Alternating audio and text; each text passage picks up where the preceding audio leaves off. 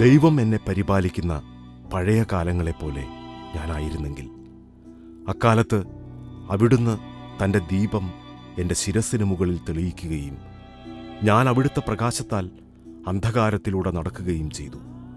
ഞാൻ എൻ്റെ ശരത്കാല ദിനങ്ങളിലെപ്പോലെ ആയിരുന്നെങ്കിൽ.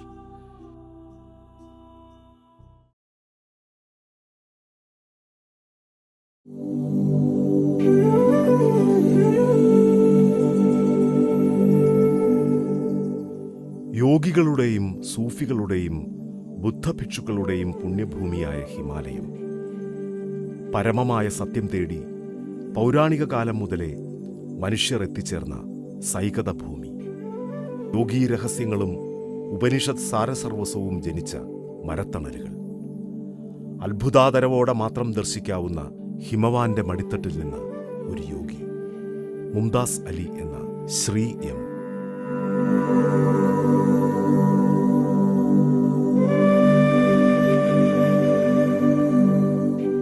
നൂറ്റാണ്ടുകൾക്ക് മുൻപ് തിരുവനന്തപുരത്ത് കുടിയേറിയ ഡക്കാനി മുസ്ലിം കുടുംബത്തിലാണ് ശ്രീ എം ജനിച്ചത്. മുത്തശ്ശിയിൽ നിന്ന് ജിന്നുകളുടെയും ഇഫ്രീത്തുകളുടെയും മാലാഖമാരുടെയും കഥകൾ കേട്ടു വളർന്ന കുട്ടിക്കാലം.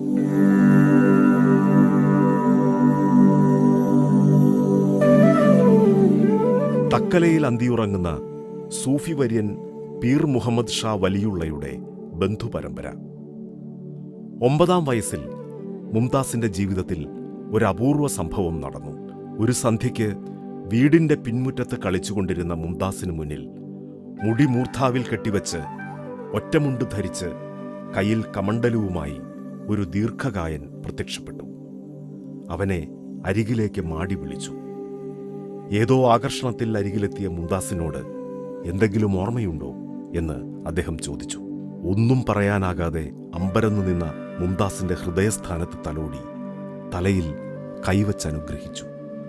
സമയമാകുമ്പോൾ എല്ലാം മനസ്സിലാകും എന്ന് കൂട്ടിച്ചേർത്ത് വീട്ടിലേക്ക് തിരികെ പോകാൻ പറഞ്ഞ് അപ്രത്യക്ഷനായി.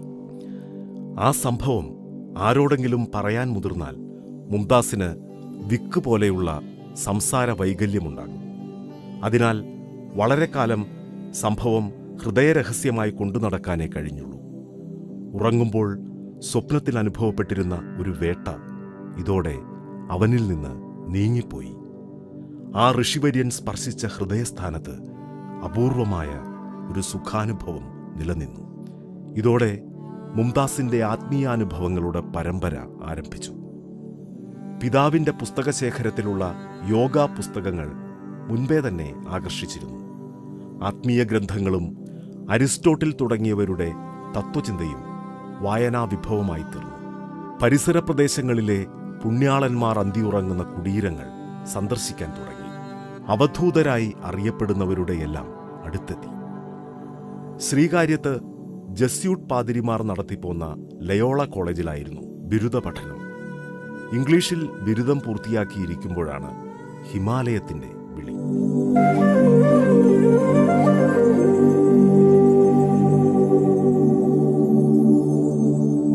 കൂട്ടുകാരനിൽ നിന്ന് അല്പം പണം വാങ്ങി മദിരാശി വഴി ഹരിദ്വാറിലേക്ക്, അവിടെ നിന്ന് കാൽനടയായി ഹിമവാന്റെ മുകൾ തട്ടിലേക്ക്. നിരവധി മഠങ്ങളും ആശ്രമങ്ങളും ഗുഹകളും പിന്നിട്ട് ബദരീനാഥിൽ.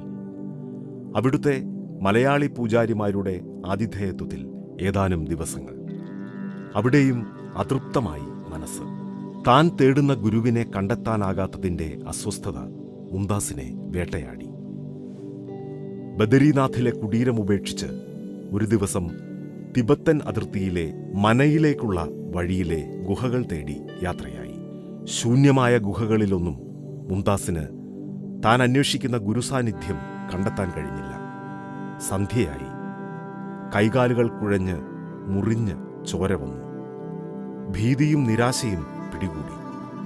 യാത്രയും അന്വേഷണവും ഒറ്റപ്പെടലും പരവശനാക്കി. ജീവിതം അവസാനിപ്പിച്ചാലോ എന്ന് ചിന്തിച്ചു. തിരിച്ചു നടക്കുമ്പോൾ അടുത്തുള്ള ഗുഹയിൽ നിന്ന് ഒരു വെളിച്ചം.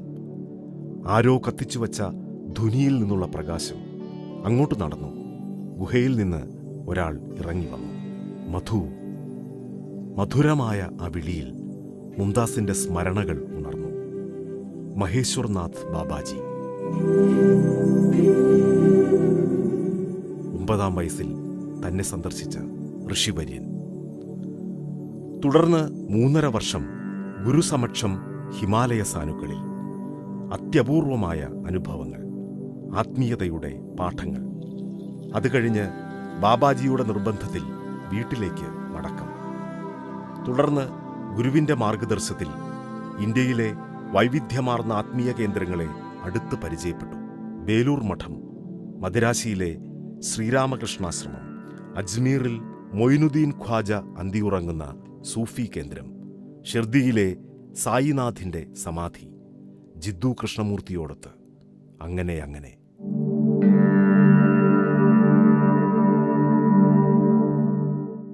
ബാബാജിയുടെ ശരീരവിയോഗത്തോടെ ആന്ധ്രാപ്രദേശിലെ മദനപ്പള്ളിയിലെ ആശ്രമത്തിൽ ഭാര്യയോടും മക്കളോടുമൊപ്പം താമസം തുടങ്ങി. അനാഥരായ ആദിവാസി കുട്ടികൾക്ക് അന്തർദേശീയ നിലവാരത്തിലുള്ള സൗജന്യ വിദ്യാഭ്യാസം നൽകുന്ന സ്കൂൾ. അതേ മാതൃകയിൽ അകലെയല്ലാതെ മറ്റൊരു സ്കൂൾ, സത്സംഗ് വിദ്യാലയങ്ങൾ. അല്പമകലെ അന്തർദേശീയ നിലവാരത്തിൽ വിദ്യാഭ്യാസം നൽകുന്ന പീപ്പിൾ ഗ്രോ, പൊതുജനങ്ങൾക്കായി സ്വാസ്ഥ്യ കേന്ദ്ര ആരോഗ്യ ക്ലിനിക്, മാനവ ഏകതയ്ക്കും മതനിരപേക്ഷതയ്ക്കും വേണ്ടിയുള്ള പ്രവർത്തനങ്ങൾ, ആത്മീയ ഭാഷണങ്ങൾ, സത്സംഗങ്ങൾ. ആവശ്യമുള്ള അർഹർക്ക് തൻ്റെ പരമ്പരയിലെ ക്രിയായോഗയുടെ മാർഗനിർദ്ദേശങ്ങൾ. എല്ലാ ആത്മീയ പന്ഥാവിലുമുള്ള സാധകരുമായി സഹകാരിത്വം.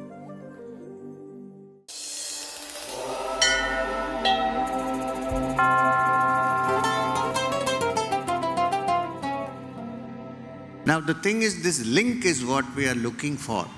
We are in this nation, we consist of so many different religions, caste, creeds, but I personally know for sure that deep down, in spite of external differences, the true Indian thinks of himself as an Indian. Sometimes it gets bogged down by various differences that come up. So therefore, with the understanding that I have derived through my spiritual experience, which is that there is but one divinity who resides as the Antaryami in all human hearts, and therefore all human bodies are temples of the Lord which are in constant motion.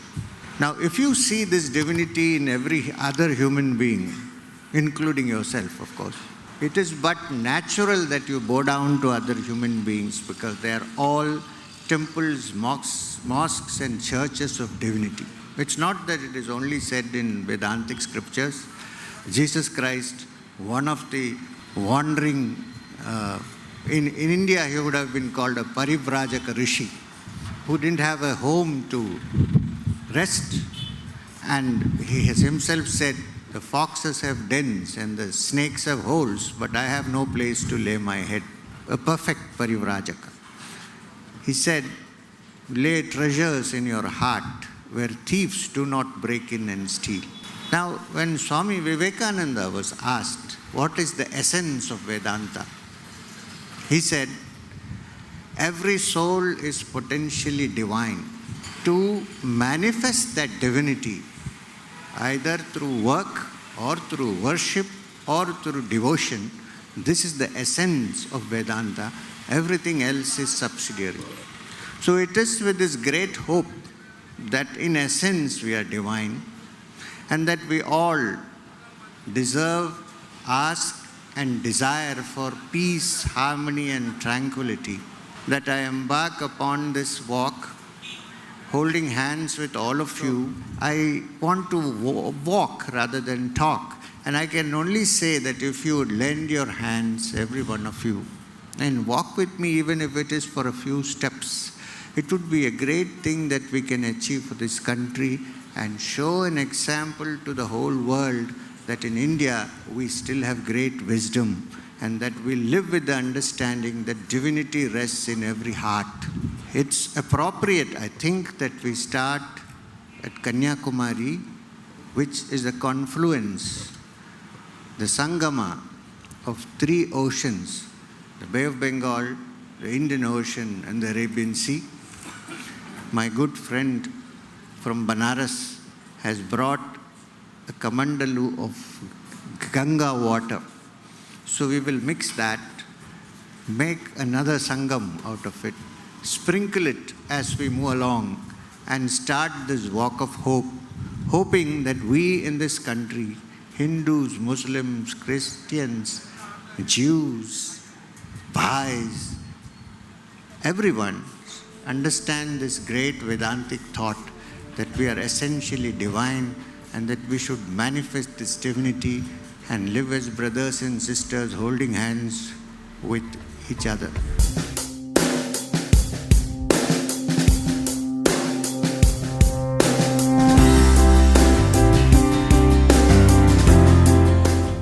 അശാന്തിയുടെ നാളുകളിലെ പ്രത്യാശയുടെ പദയാത്ര. മനുഷ്യനെന്നോ മുംതാസ് എന്നോ മാനവനെന്നോ മധുകർനാഥ് എന്നോ വിശേഷിപ്പിക്കാവുന്ന ചുരുക്കപ്പേരിൽ Shri M അറിയപ്പെടുന്നു. കന്യാകുമാരി മുതൽ കാശ്മീർ വരെ മാനവ ഏകതയുടെ കൊടി ഉയർത്തിപ്പിടിച്ച് നടത്തിയ പ്രത്യാശയുടെ പദയാത്ര അന്തർദേശീയ ശ്രദ്ധ നേടി. കലുഷമായ കാലത്തിന് നാഥ് യോഗി പരമ്പരയിൽ നിന്നുള്ള സാന്ത്വനം, ആത്മീയ കേന്ദ്രങ്ങളിലൂടെയും തെരുവുകളിലൂടെയും പർവ്വത സാനുക്കളിലൂടെയും സംഘർഷ സ്ഥലങ്ങളിലൂടെയും സമ്പന്ന ഇടങ്ങളിലൂടെയും ചേരികളിലൂടെയും തൊഴിലിടങ്ങളിലൂടെയും പള്ളികളിലൂടെയും പള്ളിക്കൂടങ്ങളിലൂടെയുമുള്ള ശ്രീ എമ്മിൻ്റെ പദയാത്രയിൽ വിവിധ ഘട്ടങ്ങളിലായി പതിനായിരങ്ങൾ അണിനിരന്നു. ജീവിതത്തിൻ്റെ നാനാതുറയിലുള്ള ലക്ഷക്കണക്കിന് ആളുകളുമായി സംവദിച്ചു. പ്രത്യാശ നഷ്ടപ്പെടുന്ന കാലത്ത് പ്രതീക്ഷയുടെ മുനമ്പ് നിർമ്മിക്കുക, പ്രളയം വിഴുങ്ങുന്ന കാലത്ത് നോഹയുടെ പെട്ടകം തീർക്കുക. ശ്രീ എം നയിച്ച പ്രത്യാശയുടെ പദയാത്ര, വാക്ക് ഓഫ് ഹോപ്പ്, അത്തരമൊരു ഉത്തരവാദിത്വം ഏറ്റെടുത്താണ് ദൗത്യം പൂർത്തിയാക്കിയത്. കന്യാകുമാരി മുതൽ കാശ്മീർ വരെയുള്ള നടത്തം ആർക്കും കൂടിച്ചേരാനും എവിടെ വച്ചും വേർപിരിയാനും അവസരമൊരുക്കിയ ആ പദയാത്ര തീർന്ന് ഇപ്പോൾ 1 വർഷം പൂർത്തിയായിരിക്കുന്നു. ചെറിയ വിഭവശേഷി കൊണ്ട് ഒരു യോഗി തീർത്ത ഈ വിസ്മയം തൻ്റെ ഗുരുവിന് നൽകിയ ദക്ഷിണ മാത്രമാണെന്നാണ് ശ്രീ എം പറയുക.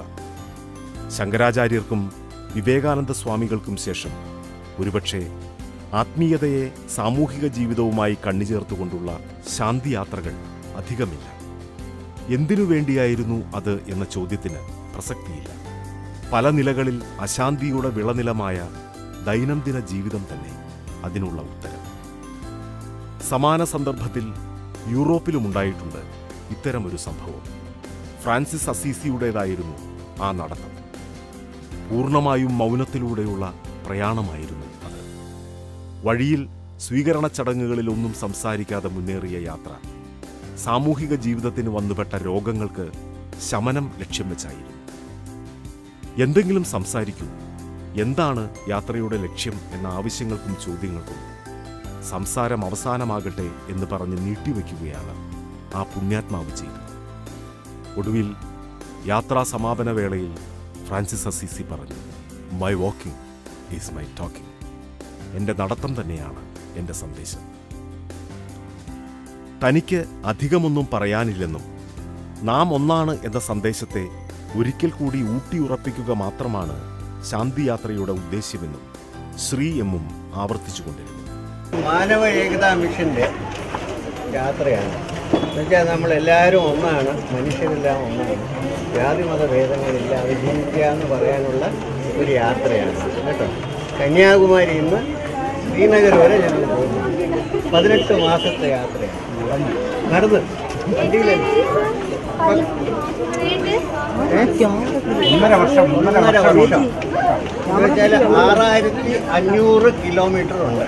അപ്പോൾ ഞങ്ങൾ 200 കിലോമീറ്ററേ ആയിട്ടുള്ളൂ കന്യാകുമാരി ഇവിടെ. ഇനി എത്ര കിലോമീറ്റർ ഉണ്ട്?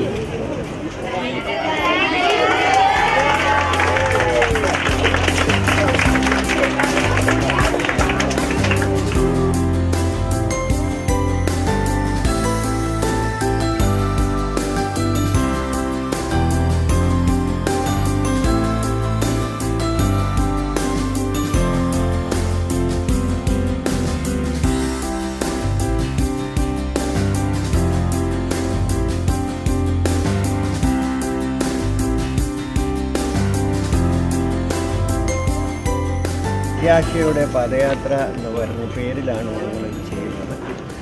കന്യാകുമാരിയിൽ ഡിസംബർ 12-ാം തീയതി ജാനുവരി 12-ാം തീയതി സ്വാമി വിവേകാനന്ദൻ്റെ ജന്മദിനത്തിലാണ് ഇത് സ്റ്റാർട്ട് ചെയ്യുന്നത്. അവിടെ നിന്ന് ഞങ്ങൾ ഇവിടെ നിന്ന് ശ്രീനഗർ വരെ, കാശ്മീർ വരെ, കന്യാകുമാരി ടു കാശ്മീർ എന്ന പേരിലാണ് ഈ പാദയാത്ര.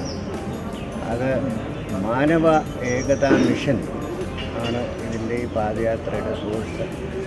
ഞാൻ നടക്കുന്നത് ജാതി മതഭേദം ഇതൊന്നുമില്ലാതെ മനുഷ്യൻ ഒന്നായി നിൽക്കണം എന്നുള്ള ഒരു സന്ദേശത്തോടു കൂടിയാണ് ഈ യാത്ര തുടങ്ങിയിരിക്കുന്നത്. അപ്പോൾ ഇത് നടന്നു തന്നെയാണ് പോണത്. വണ്ടിയിലിടയ്ക്ക് ഒരിടത്തും പോകാൻ ഞാൻ കയറില്ല എന്ന് പറഞ്ഞിരിക്കുകയാണ്. അപ്പോൾ ഇങ്ങനൊരു പ്രത്യാശയാണ്.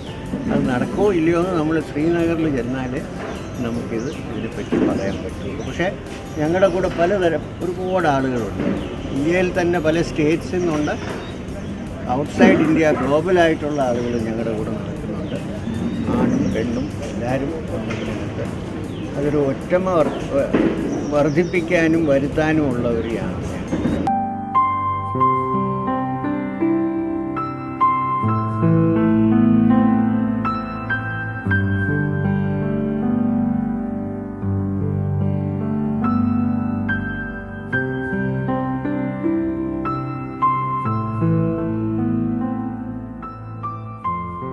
സത്യമൊന്നാണ്, ജ്ഞാനികൾ അത് പല രീതിയിൽ പറഞ്ഞുവച്ചു എന്ന്. 2000 വർഷം മുൻപത്തെ ഋഗ്വേദവാക്യത്തിൻ്റെ സ്വാരസ്യം തന്നെയാണ് താനും പറയുന്നതെന്ന് ശ്രീ എം പറഞ്ഞു. ഏകത്വത്തിൻ്റെ ആ അനുഭവത്തെ താൻ ഹൃദയത്തിൽ അറിഞ്ഞതാണെന്നും അദ്ദേഹം പറഞ്ഞു. പുണ്യസ്ഥലങ്ങളിലൂടെയും സംഘർഷസ്ഥലികളിലൂടെയും മഞ്ഞും വെയിലും മഴയും കൊണ്ട് മുന്നേറിയ ആ യാത്ര സമകാലീന ഇന്ത്യയിൽ ഏകത്വത്തിൻ്റെ ആ പൗരാണിക ദർശനം ഒരിക്കൽ കൂടി ശക്തിപ്പെടുത്തി. രാഷ്ട്രീയ നേതാക്കളും ഭരണാധികാരികളും സാംസ്കാരിക പ്രവർത്തകരും ആത്മീയാന്വേഷികളും സാധാരണക്കാരും വിദ്യാർത്ഥികളും യുവാക്കളും കുട്ടികളുമെല്ലാം യാത്രയിൽ പല ഘട്ടങ്ങളിൽ ചേർന്നു.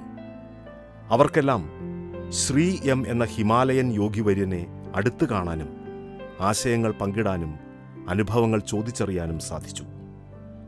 എല്ലാ ദിവസവും പ്രഭാതം മുതൽ ഉച്ചവരെ ശരാശരി 20 കിലോമീറ്റർ നടത്തം, ഉച്ചയ്ക്ക് ശേഷം വിശ്രമം, വൈകിട്ട് സത്സംഗങ്ങൾ, ചിലയിടങ്ങളിൽ നഗരശുചീകരണവും യുവാക്കളും വിദ്യാർത്ഥികളും തമ്മിലുള്ള സംവാദ സദസ്സുകളും, പ്രമുഖരും പ്രമാണിമാരും സമൂഹ നേതാക്കളുമായി സംഭാഷണങ്ങൾ.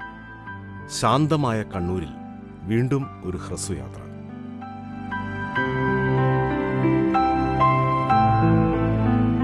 തൻ്റെ ജന്മനാടിൻ്റെ തോരാത്ത കണ്ണീർ അവസാനിപ്പിക്കാൻ 1 വർഷമായി നടന്ന പരിശ്രമങ്ങളുടെ വിജയകരമായ പരിസമാപ്തി കൂടിയായിരുന്നു ശ്രീ എമ്മിന് കണ്ണൂരിലെ ശാന്തിയാത്ര.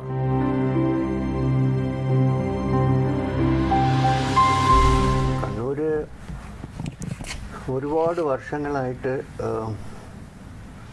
ഒരു 2 കൊല്ലമായിട്ട് ഞാൻ ശ്രമിക്കുന്നതാണ് കണ്ണൂർ ഒരുവിധം ഒരു ശാന്തം ആയിട്ടുള്ള പരിസ്ഥിതി കൊണ്ടുവരാനായിട്ട്. പക്ഷേ ഒരുപാട് അതിന് നമ്മൾ വർക്ക് ചെയ്യേണ്ടി വന്നു. അത് RSSും CPM തമ്മിൽ ചേരില്ല എന്നുള്ള സിറ്റുവേഷനാണ്. ബാക്കിയുള്ളവരുടെ കയ്യിൽ മൈനർ പ്ലെയേഴ്സാണ്. അപ്പോൾ ഇതെങ്ങനെ സോർട്ട് ഔട്ട് ചെയ്യും എന്നിങ്ങനെ വിചാരിച്ചപ്പോൾ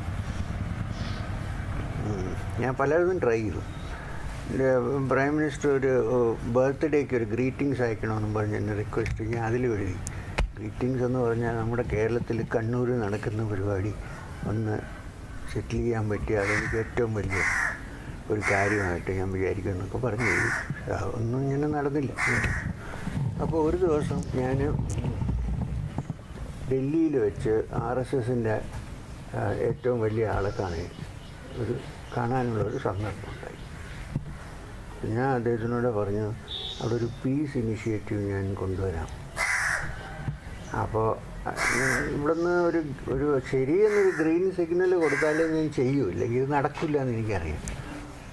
അപ്പോൾ അങ്ങേര് പറഞ്ഞു, ആപ് സാമനെ ആയിട്ട് ठीक ശരി. അവിടെ നിന്ന് ഞാൻ നേരെ തിരുവനന്തപുരത്ത് വന്നു. നമ്മുടെ ഇപ്പോഴത്തെ മുഖ്യമന്ത്രി അപ്പം മിനിസ്റ്ററല്ല, ആയിട്ടില്ല, ഇലക്ഷൻ തുടങ്ങുന്ന സമയത്താണ്. അപ്പോൾ അദ്ദേഹത്തിനോട് ഇങ്ങനെ ഞാൻ പറഞ്ഞു, നമുക്കൊരു പീസ്. അപ്പോൾ പറഞ്ഞു മറ്റവരൊരിക്കലും വരില്ല എന്ന് പറഞ്ഞു. അപ്പോൾ ഞാൻ പറഞ്ഞു അത് ഇങ്ങനെയാണ്, നമുക്ക് എന്തെങ്കിലും ചെയ്യണം. അപ്പോൾ അങ്ങനെ ഒന്ന് ഹെൽപ്പ് ചെയ്താലേ. അപ്പോൾ മറ്റവരൊരിക്കലും തയ്യാറാവില്ല. ഇല്ല, ഞാൻ പറഞ്ഞു അത് എനിക്കൊരു ഗ്രീൻ സിഗ്നൽ കിട്ടിയിട്ടുണ്ട്, ഫോർവേഡ്. എന്നാൽ പിന്നെ ശരി എന്ന് പറഞ്ഞു. പിന്നെ അവിടെ പാർട്ടിയുടെ ജനറൽ സെക്രട്ടറി ഉണ്ടല്ലോ കോടിയേരി, അദ്ദേഹത്തിനോട് സംസാരിച്ചു. എനിക്ക് മെയിനായിട്ട് വേണ്ടത് പ്രസ്സൊന്നും അറിയാതെ ഒരു സ്ഥലത്ത് ഇവരെല്ലാവരും കൂട്ടുക, സംസാരിച്ചു. ഒരു ഡയലോഗ്. അപ്പം RSSൽ സീനിയറായിട്ടുള്ളവരെല്ലാവരും ഇൻക്ലൂഡിങ് അവിടുത്തെ പ്രാന്ത പ്രചാരക്കാണ് മറ്റേ നമ്മുടെ ഗോപാലൻകുട്ടി മാസ്റ്റർ, അദ്ദേഹം, പിന്നെ വേറൊരു ജയരാജനുണ്ടല്ലോ അവിടെ, അദ്ദേഹം അല്ല വേറെ പിന്നെ പിണറായി, കോടിയേരി, ഞങ്ങളെല്ലാം താജ് അപ്പം പുതിയതാണ് ട്രിവാൻഡ്രത്ത്. അവിടെ ഞാനൊരു റൂം എടുത്തു. അപ്പോൾ പിന്നെ പബ്ലിക് വന്നു. ഇവിടെ ഒരു ഷീറ്റ് എടുത്തു. അപ്പോൾ ഇപ്പുറത്തെ റൂമിലിരിക്കുകയായിരുന്നു. എല്ലാവരും അവിടെ ഇരുത്തി, ഇങ്ങോട്ടും അങ്ങോട്ടും ഫേസ് ചെയ്തു. ഞാൻ സെൻറ്ററിലൊരു കസേരയിട്ട് ഇപ്പുറത്ത്. അപ്പോൾ ആദ്യമൊക്കെ കുറച്ച് ഉണ്ടായിരുന്നു. എല്ലാ RSSൽ എങ്ങനെ പേര് ഞാൻ മറന്നുപോയി. വളരെ സീനിയറായിട്ടുള്ള ഗോപാലൻകുട്ടി മാഷ് അന്നില്ല അവിടെ. പിന്നെ വന്നു കണ്ണൂർ, ഒരു ഡിസ്കഷൻ നടന്നു. അപ്പോൾ അങ്ങേര് ഭയങ്കര ചൂടായിട്ട് എന്തൊക്കെ പറഞ്ഞു. പക്ഷെ ഞാൻ ഒരു കാര്യം സമ്മതിക്കാതിരിക്കാൻ വയ്യ. ഇവിടെ ഇദ്ദേഹം പിണറായി വിജയൻ ഇതെല്ലാം കേട്ടുകൊണ്ട് കുറേ നേരം അങ്ങിരുന്നു, ഒന്നും മിണ്ടിയില്ല. എല്ലാം കഴിഞ്ഞിട്ട് കഴിഞ്ഞാൽ നിങ്ങൾ സംസാരിച്ചില്ലേ, ഞാനൊന്ന് സംസാരിച്ചു കേട്ടോ എന്ന് പറഞ്ഞിട്ട് പുള്ളിയുടെ സൈഡ് എൻ്റെ അടുത്ത് ചോദിച്ചു ഇപ്പോൾ എൻ്റെ അഭിപ്രായം. ഞാൻ പറഞ്ഞു നമ്മൾ പാസ്റ്റ് ഹിസ്റ്ററിയൊക്കെ കുത്തിയെടുത്താലേ ഇത് നടക്കില്ല. ഇപ്പോൾ നമുക്ക് എന്ത് ചെയ്യാൻ പറ്റും, നിർത്തണം. നിങ്ങൾ ഐഡിയോളജി മാറ്റാൻ പറ്റില്ല. അത് എങ്ങനെ, ഇത് റൈറ്റ് അത് ലെഫ്റ്റ്, അത് നമുക്ക് അറിയാം, അത് അഡ്ജസ്റ്റ് ആവില്ല. പക്ഷെ ഒരു ഐഡിയോളജി എല്ലാവർക്കും ഉള്ളതാണ്, ഹ്യൂമൻ വെൽഫെയർ. അപ്പോൾ മനുഷ്യർ കൊല ചെയ്യാതെ മർഡർ ചെയ്യാതെ കാര്യങ്ങൾ ചെയ്യാം, അത്രയേ നമുക്ക് വേണ്ടി കിട്ടും, വേറെ ഒന്നും. ചെയ്യാം, നമ്മൾ ശ്രമിക്കാം, എല്ലാവരെയും ഇൻഫോം ചെയ്യാമെന്നൊക്കെ പറഞ്ഞു. അത് കഴിഞ്ഞിട്ട് ഞാൻ പറഞ്ഞു ഇനിയിപ്പോൾ നമുക്ക് P. ജയരാജനെ ഇൻക്ലൂഡ് ചെയ്തില്ലെങ്കിൽ ഇത് നടക്കില്ല. ഇവരോടൊക്കെ പറഞ്ഞപ്പോൾ അങ്ങനെ വന്നില്ല. ഞാൻ കണ്ണൂർ പോയപ്പോൾ ഞാൻ പറഞ്ഞു ഞാൻ ചെന്ന് കാണാം. അയ്യോ അത് P. ജയരാജൻ. ഞാൻ അതിനെന്താ, എനിക്കെന്താ, എനിക്ക് വല്ല പൊളിറ്റിക്കൽ അഫിലിയേഷൻ എനിക്കൊന്നുമില്ല. അപ്പോൾ കണ്ണൂർ ലൈറ്റ് ഹൗസിൽ വെച്ച് ഒരു ദിവസം രാത്രി ഞാനും CVയും അങ്ങനെ പോയി. അവിടെ പോയി കുറച്ച് നേരം കഴിഞ്ഞപ്പോൾ അങ്ങനെ വന്നു. അവിടെ ഇങ്ങനെ എൻ്റെ അടുത്ത് പറഞ്ഞ് എല്ലാവരും എന്നെ മിസ്അണ്ടർസ്റ്റാൻഡിങ്, ഞാൻ അങ്ങനെയൊന്നുമില്ല. ഞാൻ പറഞ്ഞു അതൊന്നും നമുക്ക് സെറ്റിൽ ചെയ്യണം, ആ കരിയർ നമുക്കിത് എങ്ങനെ മാറ്റിയെടുക്കുക എന്നുള്ളതൊന്ന് ആലോചിക്കണം. അല്ല സാർ അത് അതിന് എന്ത് വേണമെങ്കിലും ഞാൻ ചെയ്യാൻ വെരി ഗുഡ്. ഞാൻ റെക്കോർഡ് ചെയ്യുന്നില്ല, എൻ്റെ കയ്യിൽ റെക്കോർഡ്. അപ്പോൾ അങ്ങനെ അത് കഴിഞ്ഞ് ഒരു 10 ദിവസം ഒരു മാസം കഴിഞ്ഞിട്ട് കണ്ണൂർ മാസ്കറ്റിൽ വെച്ച് നമ്മളൊരു മീറ്റിംഗ്. അപ്പോഴും മീഡിയ ഇല്ല. അത് നമ്മൾ 100% മീഡിയ വേണ്ട എന്ന് തന്നെ പറയും. അത് പിന്നെ കുഴപ്പമാവും, അവർ വല്ലതും എഴുതും, നമ്മൾ വല്ലതും. അപ്പോൾ കണ്ണൂർ മാസ്കറ്റിൽ വെച്ച് ഇതേപോലെ ഞാനൊരു റൂം എടുത്തിട്ട് അപ്പോൾ ചീഫ് മിനിസ്റ്ററായി പിണറായി വന്നു. നമ്മുടെ കോടിയേരിയും വന്നു, ഇവരുടെ സൈഡിൽ നിന്ന് ഗോപാലൻകുട്ടി മാഷ് എല്ലാവരും. ഞാൻ അതിന് മുമ്പേ എറണാകുളത്ത് പോയിട്ട് ഗോപാലൻകുട്ടി മാഷെ കണ്ടു. ഞാൻ പറഞ്ഞു ഇത് വരായിരുന്നാൽ പറ്റില്ല, നമുക്കിത് എന്തെങ്കിലും ശരിയാക്കി എടുക്കണ്ടേ. ഇല്ല അതെനിക്ക് നാക്കോടെന്ന് പറഞ്ഞിട്ടുണ്ട്. ഓക്കെ, അങ്ങനെ ഇത് ഉണ്ടായി. അപ്പോൾ മീറ്റിങ്ങിൻ്റെ ജസ്റ്റ് മുമ്പേ അവിടുത്തെ ഡിസ്ട്രിക്ട് കലക്ടറുണ്ട്, ഒരു തമിഴ്നാട്ടിൽ നിന്നാണ്, മീർ എങ്ങാണ്ടാണ് പേര്, ഒരു മുസ്ലിം അതിൻ്റെ പേര് ഏതായാലും കൊള്ളാം. അയാളൊരു വലിയ നല്ല മനുഷ്യനാണ്. അയാൾ എന്നെ വന്ന് കണ്ടിട്ട് പറഞ്ഞു, സാർ അത് സാറിനെ പോലെ ഒക്കെ കൈയെടുത്താൽ പറ്റൂല, എനിക്ക് ചെയ്യാവുന്നതെല്ലാം ഞാൻ ചെയ്യുന്നുണ്ട്, നിങ്ങളെന്തെങ്കിലും. ശരി, റിപ്പോർട്ടെല്ലാം വായിച്ചു എന്താണ് പരിപാടി എന്നൊക്കെയുള്ള. അങ്ങനെ കഴിഞ്ഞിട്ട് വൈകുന്നേരം വരെ എല്ലാം വിളിച്ച് കൊടിയേരി വന്നു. അവിടെ ഇരുന്ന് ഇത് മുഴുവൻ ത്രെഡ് വേറായിട്ട് ഡിസ്കസ് ചെയ്തു. ശരി, അത് കഴിഞ്ഞ് ഞാൻ പിന്നെ ഇൻവോൾവ് ചെയ്തിട്ടേ ഇല്ല. ഞാൻ പറഞ്ഞു, ഇനി നിങ്ങൾ ചെയ്യുന്നത് നിങ്ങൾ തമ്മിൽ ചെയ്യണം, ഞാനില്ല. മീഡിയ ക്ലിയറിൽ ഞാനില്ല. അപ്പോൾ കുറേ പ്രസ്താവനയൊക്കെ ഇടയ്ക്ക് ഇറക്കിയായിരുന്നു. അവരെല്ലാവരും രണ്ട് സൈഡിൽ നിന്നും നമ്മൾ. പക്ഷേ ഈ കുറേ കാലം പിന്നെയും കുറച്ചൊക്കെ ഇങ്ങനെ നടന്നു. അത് കഴിഞ്ഞ് കൂൾ ഡൗൺ ചെയ്തു. ഇപ്പോൾ കാസർഗോഡ് ഇടയ്ക്ക് നടന്ന അത് വേറെ സംഭവമാണ്, ഇതല്ല. അപ്പോൾ അതിങ്ങനെ കൂൾ ഡൗൺ ചെയ്ത് ഒരു സമാധാനമായ ലക്ഷണമാണിപ്പോൾ. അതിനെ സെലിബ്രേറ്റ് ചെയ്യാൻ വേണ്ടിയാണ് ഞങ്ങൾ നടന്നത്. അപ്പോഴും ഞാൻ പറഞ്ഞു, പി രാജരാജൻ വന്നില്ലെങ്കിൽ ഇല്ല, നടക്കില്ല. കാരണം അങ്ങനെയല്ലേ ഇതിൻ്റെ ആൾ, ഡിസ്ട്രിക്റ്റിൻ്റെ ആൾ. ഇങ്ങനെ വന്നില്ലെങ്കിൽ വന്നു. അതാണ് നടന്നത്. എനിക്ക് തോന്നുന്നത് കണ്ണൂർ ഇതുവരെ ഒരു സ്റ്റേജിൽ പബ്ലിക്കായിട്ട് റോഡിൽ ഇത്തരം ആളുകൾ ഒന്നിച്ചിരുന്ന് അഡ്രസ്സ് ചെയ്തിട്ടില്ല. അവർ ആരും ചെയ്തിട്ടില്ല. ഇൻക്ലൂഡിങ് DCC പ്രസിഡൻ്റ് ഉണ്ടായിരുന്നില്ലേ അവിടുത്തെ ഡിസ്ട്രിക്ട് കമ്മിറ്റി. നല്ല മനുഷ്യനാണ് വാസ്തവത്തിൽ. പിന്നെ മറ്റേ പഴയ BJPയുടെ അദ്ദേഹം ഉണ്ടായിരുന്നു. പിന്നെ ബാക്കിയുള്ള ചെറിയ ഈ മുസ്ലിം ലീഗിൽ നിന്ന് ഞങ്ങൾക്ക് പറഞ്ഞിരുന്നെങ്കിലും ഒരു റെപ്രസെൻറ്റേറ്റീവ് കിട്ടിയില്ല, വന്നില്ല. അപ്പോൾ അങ്ങനെയാണ് ആ ഹാഷിമിനെ വിളിച്ച് കയറ്റിയത്. അപ്പം അതിനൊരു പേരെങ്കിലും ഉണ്ട്. ഞാൻ ന്യൂട്രലല്ലേ. അപ്പം അങ്ങനെയാണ് ഇത് കണ്ടിന്യൂ ചെയ്യുമെന്നാണ് എനിക്ക് തോന്നുന്നത്. കാരണം ഞാൻ ബാക്കി എന്ത് വേണോ ചെയ്തോ, പ്രൊപ്പഗാൻഡ ചെയ്യുമോ അല്ലെങ്കിൽ എന്ത് വേണമെങ്കിലും ചെയ്തോളൂ. ഇലക്ഷൻ ഇഷ്യൂ അല്ല, ഇത് ഹ്യൂമൻ ലൈഫിൻ്റെ ഇഷ്യൂ ആണ്. ഇതിനകത്ത് ഇന്നസെൻ്റായിട്ടുള്ളവർ ചാവും. പിന്നെ ചിലപ്പോൾ എന്തെങ്കിലും റിവെഞ്ച് ഉണ്ടെങ്കിൽ ഈ പേര് പറഞ്ഞങ്ങ് ചെയ്യും. ഇതൊക്കെ മാറ്റിയെടുക്കണം. അപ്പോൾ തലശ്ശേരി കണ്ണൂരിലൊക്കെ റിവെഞ്ച് ആറ്റിറ്റ്യൂഡ്. ഞാൻ പറഞ്ഞത് ഏത് കാലത്താണ് നമ്മൾ ജീവിക്കുന്നത്? ഇപ്പോൾ ഈ റിവെഞ്ച് ഉണ്ടെന്നൊക്കെ പറഞ്ഞാൽ ജീവിക്കാൻ പറ്റും? മനുഷ്യൻ മാറി, നമ്മൾ മാറണ്ടേ?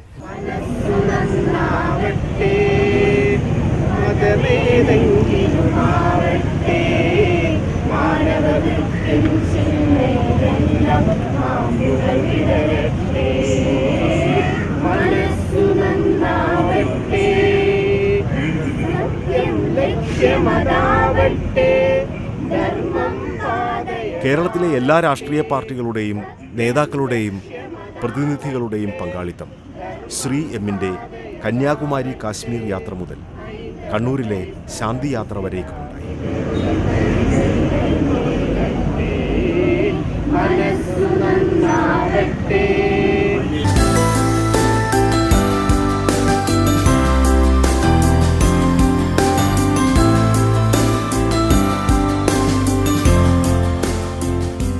പ്രത്യാശയുടെ പദയാത്രയിൽ ആരംഭിച്ച സമന്വയ ശ്രമം വിജയമാണെന്നതിന് ഈ ഐക്യപ്പെടൽ തന്നെ തെളിവ്. കക്ഷി രാഷ്ട്രീയമോ ജാതിമത വ്യത്യാസമോ ശത്രുമിത്ര ഭേദമോ ഇല്ലാതെ സാർവജനീന അംഗീകാരം. ഇന്ത്യയിൽ ഒരു സമന്വയ ശക്തിയായി തീർന്നിരിക്കുന്നു ഈ ഇടപെടൽ.